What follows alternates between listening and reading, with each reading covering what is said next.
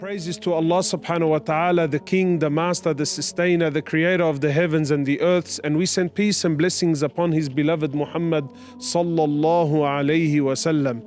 I remind myself and I remind you, as Allah Azza wa Jal reminds us in His holy book, O you who believe, be God conscious of Allah, to not die except in the state of Islam, to not die except in the state of submission. My brothers, since the very beginning of time, since the very beginning of the creation of man, we have been at war with a sworn enemy. Allah subhanahu wa ta'ala in multiple places in the Quran, He reminds the human being that, O human being, O son of man, Shaytan, Iblis is your enemy, so therefore take him as an enemy.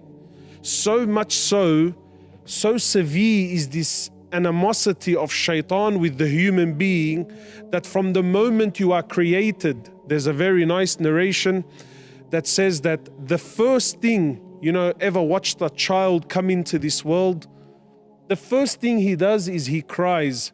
And there's a narration that says that is because Shaytan waits for the baby to be born, and then he pricks him, he stabs him until he makes him cry, and he says to him, you and I, we are enemies. So imagine the moment that I came out of my mother, Shaytan was waiting there to declare his war with me and remind me that I am your enemy. Until the very last moment of your life, guess who will also be there waiting? The same enemy. Abdullah ibn al-Imam Ahmad radiallahu ta'ala anhuma, he says, I was there when my father was dying. Imagine Imam Ahmad bin Hanbal, one of the great imams of this ummah. So Abdullah, his son, he narrates the story, and he says, I was there when my father was dying. And he says, and he was laying there on the bed, and he was going through this, what they call sakarat al-maut, the last moments of life. He's in and out of consciousness. He says, and as my father gained consciousness, he says, la ba'd, no, not yet, no, not yet. So Abdullah says, he says, I was curious that why is my father saying no, not yet? Doesn't he want to die? Is he afraid of death? He says, and then my father, he lost consciousness. He says, so I waited there and I was anxious and I was worried. He said, until my father, he gained consciousness again. And therefore I asked him, I said to my father, why were you saying no, not yet? Don't you want to die? And then Imam Ahmad, he says to his son Abdullah, he says to him, no, my son, I did not say no, not yet because I didn't want to die. I said no, not yet because Shaytan was standing in front of me and he was biting on his fingernails and he was telling me, oh Ahmad, you have slipped out of my hands. Ahmad, you've slipped out of my hands. So therefore I replied and I said to him, no, not yet. Not until I'm dead and gone is the war over between you and I. So if from the very moment I was born, Shaytan is there, and at the very last moment of my life, Shaytan is there, and he's there, and his oath and his promise to Allah is to show that I will be ungrateful, to try and distract me and take me away from Allah Azza wa Jal. And one of the biggest tricks of Shaytan is to belittle any good that you do. This is one of the traps and the tricks of Shaytan, is to belittle any good that you can do. And you find, Allahu Akbar, an amazing chapter in Riyadh al-Salihin about numerous ways of doing good. You see, we live in a time now where unfortunately, let's take boxing for instance as a sport. Everyone likes to think of himself as this heavyweight puncher, this boxer that's going to knock out his opponent with that heavy right hook. And so therefore any other punch other than the right hook, unfortunately, even within ourselves as Muslims, we tend to look down upon. And this is actually from Shaytan. Is that it? Is that all you did? Is that all you gave? Is that all you could do? This is from Shaytan. The Prophet ﷺ, he says in the authentic hadith, never belittle any act of good. Don't belittle it. Don't let Shaytan fool you and convince you that is that it. No, the sunnah of the Prophet sallallahu alaihi wasallam is never belittle any act of good. If there's any good that you can do, no matter what it is, do it. Allah Azza wa Jal, He says in the Quran, فَمَنْ يَعْمَلْ مِثْقَالَ ذَرَّةٍ خَيْرًا يَرَى. Imagine Allah Azza wa Jal says, anyone who does an atom's weight of good. What is an atom? How insignificant is an atom to any human being? Something you can't even see with your own eyes. But Allah Azza wa Jal says, anyone who does an atom's weight of good, he shall verily see it on the day of resurrection. So my brothers and sisters, there are numerous ways of doing good. Jump on them. Take every single opportunity that you can. The Prophet sallallahu alaihi wasallam, he says, even meeting your brother with a cheerful face, meeting someone with a smile on your face, that's a sadaqah, that's an act of charity. That's a means that Allah Azza wa Jal can reward you with good. Anything. Wallahi, it doesn't have to be dramatic. Sometimes we think that, look, if I can't give $10,000 in charity, well, therefore I shouldn't give any charity whatsoever. Why? How do you know? How do you know? By Allah, that one good deed could be the difference between Jannah and Jahannam. That one good deed. The Prophet sallallahu alaihi wasallam, he says that Allah loves the small action that's consistent. Allah loves this more than the large action, but it was a one-off. No, that consistency, even if it's small, Allah Azza wa Jal, He loves it. Any act of good, do it. Don't waste time. Wallah, my brothers, this is shaitan at his absolute best when he makes you feel insignificant, that whatever good you were going to do, that really in the scheme of things, what's it going to really change? No, is it good? Yes, then do it. Do it. Don't worry about how and where and why and really is it going to change anything. That's Allah's job. Your job and my job is that if Allah presents me with a situation, with an opportunity where I can contribute something. Imagine the Prophet ﷺ in the authentic hadith, he says there was a man running in Jannah. A man was running and he was enjoying his paradise. And guess what made him enter? He saw that a branch from a tree was coming out and that it was in the way of the Muslims. It was in the way of the walkway.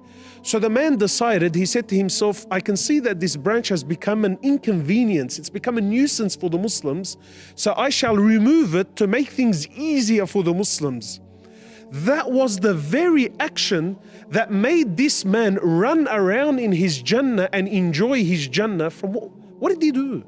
Wallah, in the scheme of things, he removed a branch.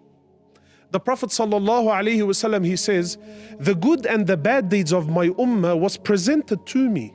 He said, and I found that removing a harmful object from the road was put in their good deeds. Something as little as this. Abu Hurairah radiallahu ta'ala anhu, in the authentic narration, he calls upon the Muslim women and he says, O Muslim women, don't belittle any act of good, even if it's giving your neighbor the hoof. Imagine the foot of an animal. What value does that have? But to give that as a gift to your neighbor is an act of good. And this is Islam, that a believer should be the one who does good wherever he is, no matter what the situation is, no matter what the vibe. If you see an opportunity to do good, jump on it, because by Allah, you don't know what may come out of this. Think of it as a seed that you planted into the earth. You don't know what's going to come out of it. We do what we do for Allah's pleasure, and then we see whatever Allah wants to do with it. An atom's weight, you shall see its reward on the Day of Judgment. One of the names of the Day of Judgment it's called the Day of Regret. Why? Why is it the Day of Regret? Because it is on that day, but of course then it's too late. It's too late for us to come back. It is on that day we will then realize the weight, the amount, the scale, the proportion of things that we deemed as insignificant. To say Subhanallah, Walhamdulillah, Wa la ilaha illallah, Allahu Akbar, words that are, they're very light on the tongue. But you look at your life and you think, man, I'm a sinner. I have this haram and that haram, and I haven't been to the masjid in I don't know how long, and I'm in so much darkness. What's a word going to do for me? Imagine a tree in paradise because of a Subhanallah, a tree. In the famous hadith, the Prophet sallallahu alaihi wasallam, he says, Kalimatan khafifatan ala al-lisan He says, you know, there are two words, they're very light on the tongue, meaning that they flow off the tongue easily. كلمتان خفيفتان على اللسان ثقيلتان, but they're heavy, they're mighty, they have so much weight in the scales of Allah Azza wa Jal. They're so heavy. Subhanallah wa bihamdihi, Subhanallah al-Azim. Subhanallah wa bihamdihi, Subhanallah al-Azim. Ways of doing good. Wallah, don't belittle any opportunity. You know, imagine the Prophet sallallahu alaihi wasallam, he narrates to us, you know, sometimes you think, I'm such a sinner, what good can I possibly do? A story was narrated that a woman from Banu Israel who was a prostitute. Imagine, this was the woman's occupation, right? The worst of sins, one of the worst of sins, things that are unimaginable, right? This woman did this for a living, and this was her job. That a prostitute was walking and that she seen a dog that was thirsty. Again, now this is shaitan. This is how shaitan works. In the scheme of things, really, what is she going to do? And look, subhanallah, yani, from a Muslim's perspective, it's a dog that is najis. Yani, it's not like, wallah, it was a beautiful, colorful parrot that touched her heart. Or, no, it was a stray dog, no owner. But this woman, she was able to get to the well, water well, and drink, and that she's seen the thirst in the eyes of this dog, and that this dog couldn't get to it. So something moved her in her heart. So she did an act of good. She brought some water to the thirsty dog and she allowed the dog to drink. The Prophet ﷺ says that Allah Azza wa Jal entered her into paradise because of this one good deed that she did. And this is Islam. Don't belittle any act of good. Any opportunity you get, jump on it. Anything, if it's goodness, be the first one there. Don't be fooled. Don't try to be the boxer that only throws the heavyweight punches, the knockout punches. No, there's multiple jabs in between, right? And you wait for that moment. You wait for that moment. Any good that you can do. And inshallah, I will end with this one hadith where the Prophet sallallahu alaihi wasallam, you know, he's describing the day of judgment. And this is what's amazing. The Prophet sallallahu alaihi wasallam speaking about the day of judgment, the hardest day in all of our lives. And he describes, and the Prophet ﷺ, he says, every one of you will stand in front of Allah and speak to Allah directly, and there shall be no interpreter between you and Allah. So right away you sense the tone, you sense the severity of the hadith. And then the Prophet ﷺ, he continues on to say, he says, and then you would look to your right, and all that you will see is the deeds that you did. And then you will look to your left, and all you will see are the deeds that you brought forward. And then you will look in front of you, and you shall see Jahannam, the fire of hell, burning in front of you. What a description. So you think, Allahu Akbar, how can I save myself from this? So the Prophet ﷺ, he says, so save yourself from Jahannam, even if it's by giving half a date in charity. Half a date.